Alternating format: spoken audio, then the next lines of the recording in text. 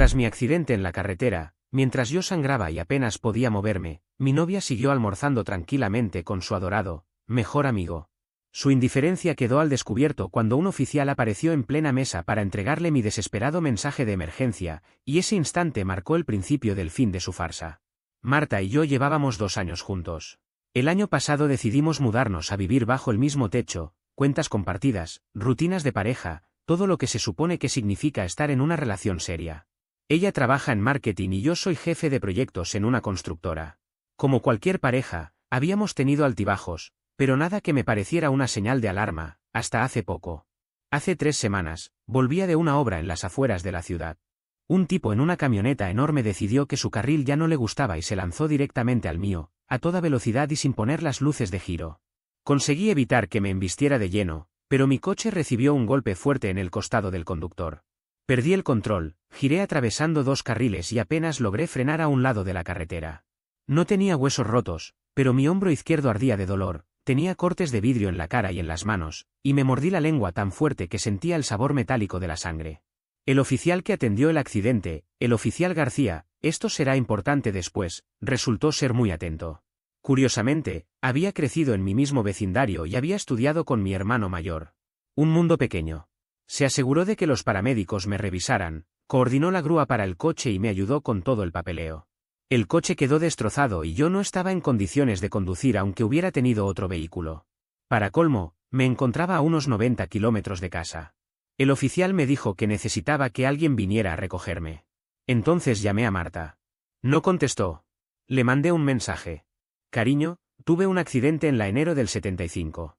Estoy bien, pero el coche quedó destruido y necesito que vengas a buscarme. ¿Puedes venir? Pasaron 20 minutos hasta que recibí una respuesta. El mensaje decía: Dios mío. ¿Estás bien?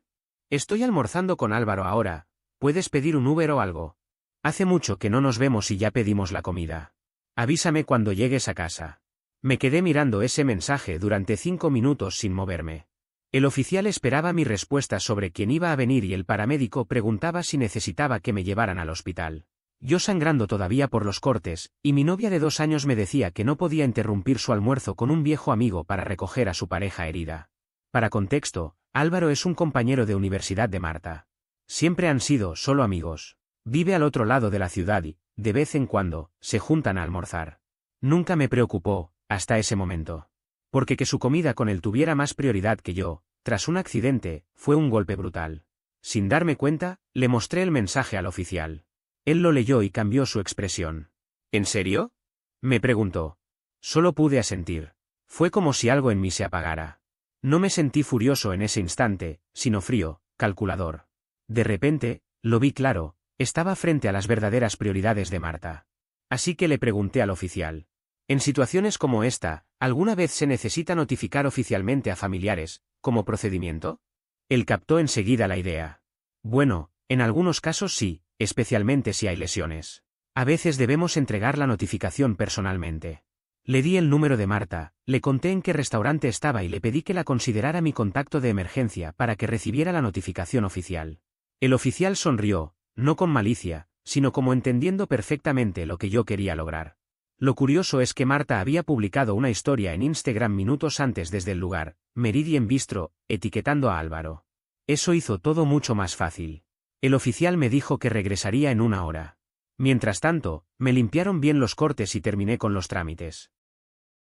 El paramédico incluso me llevó a una cafetería cercana para esperar. 1 hora y cuarto después, el oficial volvió con una expresión satisfecha. La notificación ha sido entregada. Tu novia debería estar en camino. 45 minutos después, Marta apareció. Había llorado, los ojos enrojecidos, maquillaje corrido, la ropa puesta a toda prisa. Álvaro no la acompañaba. Apenas me vio, corrió hacia mí. Daniel, Dios mío. Lo siento, no sabía que era tan grave. Pero lo vi en su mirada, no estaba angustiada por mis heridas. Estaba aterrada por lo que acababa de pasarle a ella. En el camino de regreso apenas hablé. Solo le agradecí que hubiera venido y le indiqué las direcciones básicas. Ella insistía en explicarse, pero yo ya no la escuchaba. Lo único que pensaba era en cómo reaccionó a mi mensaje, comparado con cómo reaccionó cuando el oficial García irrumpió en su almuerzo. Las prioridades cambian rápido cuando hay consecuencias. Al llegar a casa, Marta se desvivió en aparentar ser la pareja perfecta, quería limpiar mis cortes, cocinar, preguntarme a cada rato qué necesitaba. Pero todo sonaba hueco, como una actuación por miedo, no por verdadera preocupación. Le dije que necesitaba descansar, me encerré en la habitación y me duché. Bajo el agua caliente, mientras quitaba restos de vidrio de mi cabello, entendí que algo había cambiado para siempre, ya no confiaba en ella y, lo peor, ya no la respetaba. A la mañana siguiente, se levantó temprano, preparó el desayuno y seguía en modo control de daños. Yo lo recibí, le agradecí y le dije que me iría a casa de mi hermano por unos días para recuperarme. No lo tomó bien, quería saber por qué, pero le respondí con calma. Necesito espacio para pensar. Desde entonces he estado en casa de mi hermano. Marta no ha dejado de enviarme mensajes, queriendo hablar, dar explicaciones, arreglar las cosas. Pero no creo que haya nada que arreglar. Ella me mostró quién es cuando realmente importaba. Lo demás es puro ruido. Ayer me reuní a tomar unas cervezas con Javier, mi compañero de IT. Con todo lo que ha pasado, él se ha convertido en un buen amigo, y me contó la historia completa de lo ocurrido con el oficial García. La verdad, fue todavía mejor de lo que imaginaba. Resulta que aquel día, alrededor de las 2:30 de la tarde, García llegó al Meridian Bistro, un restaurante bastante elegante en pleno centro, muy frecuentado por ejecutivos y profesionales a la hora del almuerzo. Entró con el uniforme completo, y como suele pasar, la atmósfera del lugar cambió de inmediato. Se acercó a la recepcionista, mostró su placa y preguntó directamente por Marta, diciendo que necesitaba darle información importante relacionada con un accidente de tráfico. La recepcionista fue a buscar al gerente, quien lo condujo hasta la mesa donde Marta estaba almorzando con Álvaro. Según me contó García, era la mesa más visible del lugar, justo junto a los ventanales, en el centro del restaurante, a la vista de todos. Dijo que la expresión de Marta pasó de la confusión al pánico en apenas 2 segundos. Se presentó de manera oficial, le pidió que confirmara su nombre completo, Marta López, y entonces, con voz firme y protocolaria, soltó: «Señora, debo informarle que Daniel Torres ha estado involucrado en un accidente de tránsito en la autopista 75. Ha sufrido lesiones y está esperando ser recogido por su contacto de emergencia». El restaurante entero quedó en silencio. Todos saben cómo funciona. Cuando un policía empieza a hablar en voz alta con alguien en un lugar concurrido, la gente baja el tenedor y presta atención. Marta, de inmediato, comenzó a preguntar si yo estaba bien, qué tan graves eran mis heridas, y cosas por el estilo. Pero lo que más llamó la atención de García fue la primera pregunta que hizo después de las básicas. «Espere, ¿por qué vino hasta aquí? ¿Cómo me encontró?» Con toda calma y profesionalismo, él respondió: «Señora, la persona lesionada la registró como contacto de emergencia y solicitó que se le notificara personalmente». Indicó que no respondió a las llamadas telefónicas. En ese momento, Álvaro empezó a mostrar incomodidad. Marta trató de justificarse diciendo que solo estaba en un almuerzo, que no había creído que fuese tan grave y que pensaba que yo podía arreglármelas para conseguir un transporte. García la dejó hablar un poco y después aclaró: «Su novio ha sufrido lesiones que requieren atención médica y lleva más de 1 hora sin transporte. Él pidió específicamente que usted fuera notificada». Según me narró, el silencio era tan grande que se habría podido escuchar caer un alfiler. En la práctica, Marta había confesado en voz alta, frente a todos, que había ignorado el pedido de ayuda de su pareja herida para seguir con su comida. Ella misma lo notó, porque empezó a sonrojarse y a bajar la voz, aunque ya era tarde. Varias personas estaban prestando atención e incluso algunas hacían ese gesto tan evidente de fingir que escriben en el móvil cuando en realidad están grabando. Lo mejor fue cuando Álvaro intervino, aparentemente sin tener idea de lo que pasaba. «¿Qué? ¿Daniel está herido? Marta, ¿por qué no me lo dijiste?» Ella tuvo que reconocer, delante del policía y del restaurante entero, que había recibido mi mensaje y que prefirió seguir con el almuerzo. García me dijo que Álvaro parecía genuinamente sorprendido. Se levantó de inmediato, dejó dinero sobre la mesa, pidió disculpas al oficial y exigió saber cómo estaba yo. Marta trataba de recomponer la situación, repitiendo que era un malentendido y que iría en ese mismo momento a recogerme. García le dio la dirección donde yo estaba y le recomendó conducir con precaución. Al retirarse, alcanzó a escuchar cómo Álvaro le preguntaba por qué había hecho parecer que yo solo estaba siendo exigente en lugar de contarle que realmente estaba herido. Marta intentaba justificarse, pero él ya solo negaba con la cabeza. Y aquí viene el detalle final: entre los comensales había alguien que conocía a Marta. Una mujer que, al reconocerla, le dijo a su acompañante: «Dios mío. Esa es Marta, la del proyecto Morrison. Su novio tuvo un accidente y ella no dejó el almuerzo para ayudarlo». Imaginen cómo debió sentirse Marta escuchando eso. Cuando finalmente vino a buscarme, estaba claramente afectada. No era solo preocupación por mí, estaba avergonzada y nerviosa. Todo el camino de regreso trató de sacarme explicaciones de cómo el policía había sabido dónde estaba. Yo me limité a decir que necesitaba notificar de manera oficial a mi contacto de emergencia. El ambiente en el coche fue insoportable. Ella repetía que no había pensado que fuera tan grave, que simplemente había querido terminar el almuerzo con Álvaro. Pero lo que más me dolió fue cuando dijo: no tenías que mandar a un policía al restaurante, fue humillante. Humillante. No dijo: lo siento por haberte dejado solo, ni debí ir de inmediato. Para ella, lo peor había sido la consecuencia pública, no el hecho de haberme abandonado cuando la necesitaba. En ese momento, lo supe con certeza, no había marcha atrás. El propio García me confesó que, en 15 años de servicio, nunca había hecho una notificación de esa manera. Pero aseguró que en situaciones como la mía, cuando ocurre una emergencia, se suelen revelar las verdaderas prioridades de la gente. Incluso ha visto matrimonios terminar por menos. Yo sigo en casa de mi hermano. Marta no ha dejado de escribirme, pero no estoy preparado para enfrentarla. La decisión está tomada, voy a terminar con ella. Lo único que falta resolver es el tema del apartamento, porque ambos figuramos en el contrato de arrendamiento. Actualización. El lunes pasado volví al apartamento a recoger mis cosas y a tener la conversación final con Marta. Lo había estado postergando porque quería asegurarme de tener otro sitio donde quedarme. Mi hermano ha sido generoso conmigo, pero ya encontré un subarriendo temporal al otro lado de la ciudad y decidí que era momento de cerrar este capítulo. Cuando llegué, Marta estaba en casa. Enseguida empezó con un discurso ensayado, se disculpó, repitió que había cometido un error enorme, que nunca había querido minimizar mi accidente, lo típico. Pero entonces dijo algo que realmente me hizo enfurecer. Estás siendo injusto, Daniel. No puedes juzgar toda nuestra relación por un mal momento. Todos cometemos errores. Yo solo estaba intentando ser una buena amiga para Álvaro. La interrumpí. Ya no podía seguir escuchando excusas disfrazadas de nobleza. ¿Y qué hay de ser una buena novia para mí? Mi pregunta la descolocó. Vi cómo se le tensó el rostro, como buscaba palabras que no encontraba. Entonces lancé la que sabía que no podría responder. Si Álvaro hubiera tenido el mismo accidente que yo, ¿habrías dejado lo que estabas haciendo para ir a recogerlo de inmediato? La vi palidecer. Esa mirada de quien se da cuenta de que ha caído en su propia contradicción. Se quedó callada un segundo demasiado largo y al final soltó, con un hilo de voz: eso es distinto, nosotros ya estábamos juntos. No necesitaba escuchar más. Moví la cabeza con calma y le dije que no terminara la frase, que ya había entendido. Le dejé claro que me mudaría y que lo nuestro había terminado. Ella rompió en llanto, agarrándome del brazo, suplicando que reconsiderara, que fuéramos a terapia, que lo intentáramos una vez más. Me prometió que jamás volvería a repetir algo así. Pero esas promesas suenan huecas cuando ya se ha revelado lo esencial, las prioridades reales. Y lo cierto es que, a pesar del golpe emocional, lo práctico resultó menos caótico de lo que imaginaba. El contrato del departamento se mantiene hasta diciembre. Ella puede pagarlo sola y está decidida a quedarse.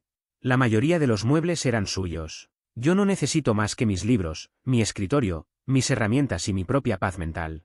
Mientras embalaba mis cosas, Marta pasó por todas las fases. Primero vinieron las disculpas, largas, repetidas, llenas de frases vacías. Luego las promesas, cada vez más desesperadas. Después intentó negociar conmigo, casi como si esto fuera una transacción, y si borro el número de Álvaro. Y cuando vio que nada funcionaba, terminó explotando en enojo. ¿Estás exagerando, Daniel? Fue solo una tarde. Ya me disculpé. Tuviste tu pequeño momento de venganza con el numerito del oficial y ahora decides acabar con 2 años de relación por nada. Por nada. Así lo resumió. Mi accidente, mis heridas, mi angustia. ¿Nada? Esa palabra me golpeó más fuerte que cualquier otra. Y todavía tuvo el descaro de continuar. Y no te creas mejor que yo. Está bien, me equivoqué, pero lo que hiciste fue cruel. Me expusiste delante de todos. Estuve a punto de reírme en su cara. Ella seguía preocupada por su vergüenza, no por lo que había hecho. Yo no te expuse, Marta. Yo solo me aseguré de que recibieras el mensaje de que tu novio había tenido un accidente y necesitaba ayuda. Si te sentiste humillada fue porque tú misma te pusiste en esa situación. No tuvo respuesta. Se quedó callada, mordiendo el labio, como si de pronto entendiera que no había manera de darle la vuelta. Al rato, mientras cargaba cajas en la camioneta, mi vecina, la señora Fernández, salió a ayudarme. Es de esas personas que parecen formar parte del edificio mismo, mayor, siempre amable, pero con un radar increíble para enterarse de todo. Me preguntó si estaba todo bien y le resumí la situación. Ella negó con la cabeza con esa mezcla de tristeza y resignación de quien ha visto demasiadas historias similares.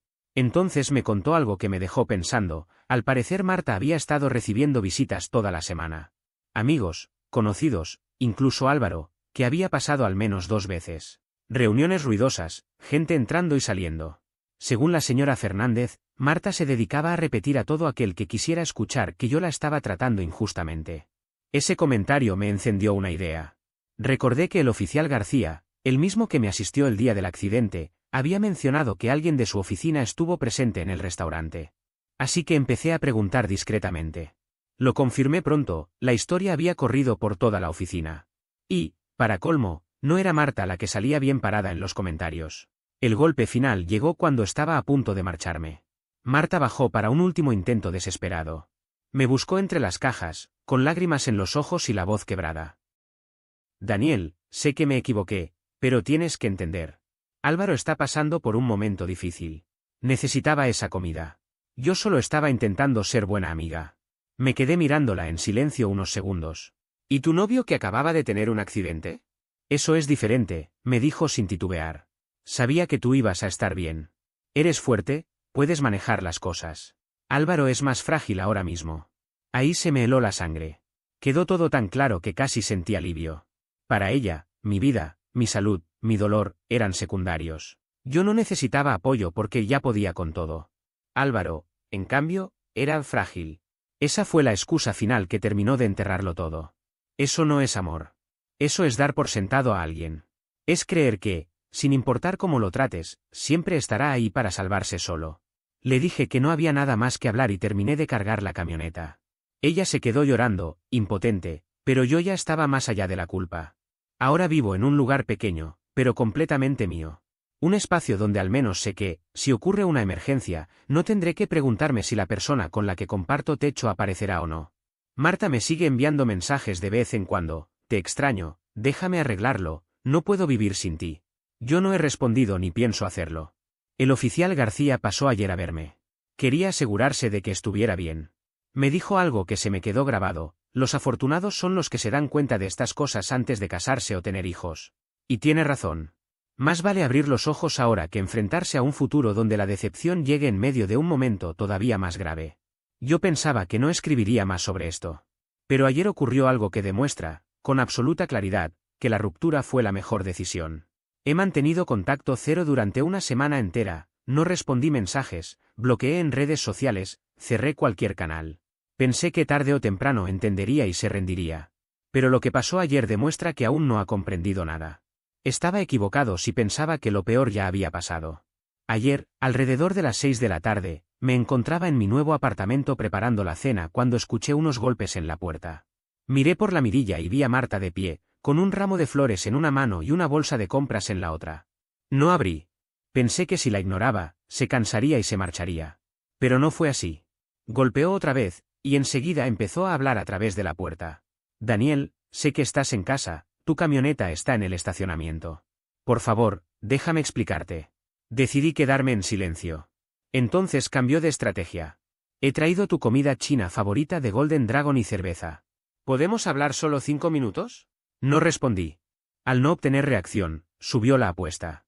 Daniel, hablé con Álvaro de todo esto. Está destrozado, dice que nunca imaginó que yo escogería ir a almorzar con él en vez de estar contigo en tu emergencia. Cree que fui una completa idiota por no dejar todo para ayudarte. Mi silencio se mantuvo. Y fue entonces cuando soltó lo que pensaba que sería su jugada maestra. Daniel, estoy embarazada. Estuve a punto de abrir la puerta para gritarle qué demonios estaba diciendo, pero algo dentro de mí me detuvo. En lugar de eso, saqué mi teléfono y le mandé un mensaje a mi hermano, que vive a 10 minutos de distancia. Marta está en la puerta diciendo que está embarazada, ¿puedes venir? Me contestó de inmediato, ya voy, no abras. Mientras tanto, Marta siguió hablando durante casi 20 minutos. Su historia del embarazo se volvía cada vez más elaborada, que lo acababa de descubrir, que estaba asustada, que me necesitaba, que debíamos luchar por el bebé y que podíamos superar nuestros problemas juntos. Lloraba, suplicaba y repetía una y otra vez que había cometido el mayor error de su vida. Cuando mi hermano llegó, entró en silencio por la escalera trasera. Mi apartamento tiene 2 accesos, así que lo dejé pasar sin que ella se diera cuenta. Nos quedamos escuchando sus palabras desde adentro, mientras él grababa todo con su teléfono. En total, Marta se quedó unos 40 minutos antes de rendirse. Finalmente, dejó las flores y la bolsa con comida junto a la puerta y se marchó en su coche. Sinceramente, no creo que Marta estuviera embarazada. Si realmente lo estuviera, lo habría mencionado semanas atrás, cuando intentaba salvar lo que quedaba de la relación. No habría esperado hasta un último intento desesperado, plantándose en mi puerta después de semanas sin contacto. Decidí dejar pasar la situación y ver qué ocurría. Pero esta mañana recibí un mensaje de Javier, mi amigo del área de IT en la empresa de Marta. Amigo, Marta está diciendo en la oficina que está embarazada de ti y que la abandonaste después de una pelea. Creí que debías saberlo. Clásico movimiento, inventar una narrativa donde ella aparece como la víctima y yo como el irresponsable que huyó de sus obligaciones. Tomé una captura del mensaje de Javier y se la mandé al oficial García, pidiéndole consejo sobre cómo manejarlo. Me devolvió la llamada en menos de una hora. Daniel, esto ya es acoso. Ahora está haciendo afirmaciones falsas que pueden dañar tu reputación en el trabajo y en tu entorno. Necesitas cortar esto de raíz. Me recomendó documentar absolutamente todo, guardar mensajes, registrar el testimonio de mi hermano sobre lo sucedido en la puerta y conservar pruebas de cada intento de contacto. Me advirtió que si Marta seguía escalando, podría necesitar una orden de restricción. También me sugirió algo más simple: a veces la mejor manera de enfrentar una mentira es con la verdad. ¿Tienes amigos en común que puedan estar oyendo su versión?, preguntó. Y sí, los tenía. Marta y yo compartíamos varios amigos de la universidad y parejas con las que solíamos salir. Si estaba inventando un embarazo, ellos merecían conocer los hechos. Así que redacté un mensaje grupal para 8 personas cercanas. Hola a todos. Solo quería aclarar algo. Marta y yo terminamos hace 2 semanas, después de que decidiera no ayudarme cuando tuve un accidente de auto. Ahora anda diciendo que está embarazada y que la abandoné. Quiero que sepan la verdad directamente de mí. Les envío las pruebas de lo ocurrido. Espero que estén bien. Adjunté capturas y grabaciones. En menos de una hora recibí respuesta de 6 de los 8. La reacción fue de sorpresa absoluta, tanto por lo del accidente como por las mentiras de Marta. 2 de ellos me confesaron que ella ya los había contactado, pidiendo consejos sobre cómo lidiar con mi supuesto abandono. Según lo que contó, habíamos terminado porque yo le exageraba al poner límites sobre sus amistades masculinas. Nunca mencionó que yo estaba herido. Con esas respuestas, comprendí que la mentira no le duraría mucho tiempo. Era cuestión de que quedara expuesta. Lo más sorprendente ocurrió al final del día. Recibí un mensaje inesperado de Álvaro. Daniel, me enteré de lo del accidente y no tenía idea de nada. Lo siento mucho, de verdad. Además, ella anda diciendo que está embarazada de ti. Yo sé con certeza que eso no es verdad. Si quieres hablamos después. Fue revelador. No le pedí detalles, aunque tengo mis teorías. Lo único que sé es que esto fue la gota que colmó el vaso. Hoy mismo cambié de número, la bloqueé de todas las redes y avisé al área de seguridad de mi empresa por si llegara a aparecer allí. Mi hermano ha sido un apoyo enorme en todo esto, y el oficial García me reiteró que lo llame si Marta intenta algo más. Y aunque todo este episodio fue agotador, terminó siendo un punto de quiebre. Comprendí que había estado aferrado a alguien que no era capaz de darme lo mínimo, respeto y honestidad. Ahora ya no siento rabia ni tristeza, sino una calma que hacía mucho no experimentaba. La verdad salió a la luz, las mentiras se derrumbaron y con ellas, cualquier posibilidad de manipulación. No necesito revancha ni explicaciones. Solo necesito continuar con mi vida. Tengo un buen trabajo, amigos de verdad, una familia que me respalda y, lo más importante, la certeza de que cerré un capítulo tóxico sin dejar cabos sueltos. Marta se quedó atrapada en sus propias falsedades. Yo, en cambio, recuperé mi libertad.